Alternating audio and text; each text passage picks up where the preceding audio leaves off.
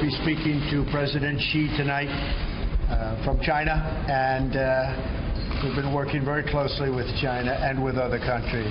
But nobody's really done the job that they're supposed to be doing, and that's why we're at this horrible situation right now. And it is a very bad situation. It's a very dangerous situation, and it will not continue, that I can tell you. I support peace, I support safety, and I support having to get very tough if we have to protect the American people and also to protect our allies.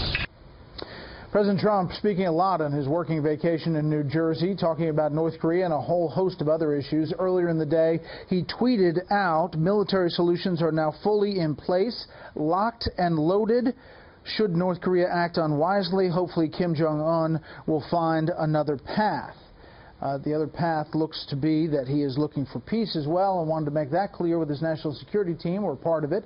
Let's bring in our panel from Washington tonight.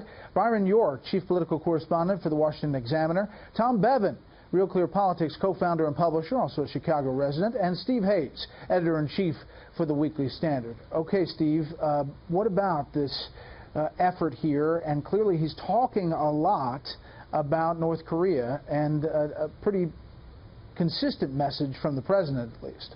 Yeah, there has been. Look, he brings a couple of real advantages, I think, to the debate, the global debate about North Korea. One is that it's clear that he's not going to settle for the kind of failed diplomacy on North Korea that we've seen from 3 successive administrations, Democrats and Republicans, for the past 25-plus years. He's made that clear. The second is, I think when he makes a threat, there is sort of a believability to the threat. I mean, he's much more likely to carry out a preemptive strike in North Korea than, say, Hillary Clinton would have been, or probably any president in recent memory.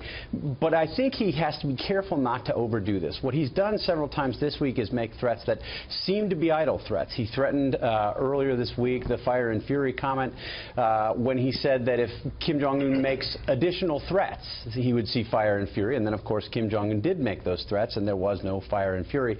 Today, again, he said that if the North Korean regime makes overt threats, he is open to a military response. I think he's got to be careful not to become the boy who cried wolf here. Make threats, you know, the tough talk is just fine, but I think people have to continue to believe that you might actually do these things, and the more that you make those kind of threats, the less effective they are. Byron. Well, I think what we saw a few minutes ago from the President and the Secretary of State was the latest performance of this good cop, bad cop thing that they've had going for the last several days. And it's actually a pretty consistent message, with the Secretary of State stressing diplomatic solutions. But none of that talk about diplomacy makes any sense unless you have a bad cop, the President, talking about the actual possibility of U.S. Military force. And I think one of the things the President has specifically tried to do over the last several days is push back on this idea that the United States has no good options in North Korea. We hear that a lot, and it's often used to justify the United States basically doing nothing to stop the North Korean nuclear program. I think the President is saying we have options, and there are all sorts of military options, and you're right, some of them are pretty bad for the Korean Peninsula, but protecting the United States is the foremost purpose here, and the United States has many options to do it. All right, Tom, here's the Secretary of State. He is in the good cop position. It takes a combined message there if we're going to get effective movement out of the regime in North Korea. I think the President's made it clear he prefers a diplomatic solution. What the President's doing is trying to support our efforts by ensuring North Korea understands what the stakes are. Tom.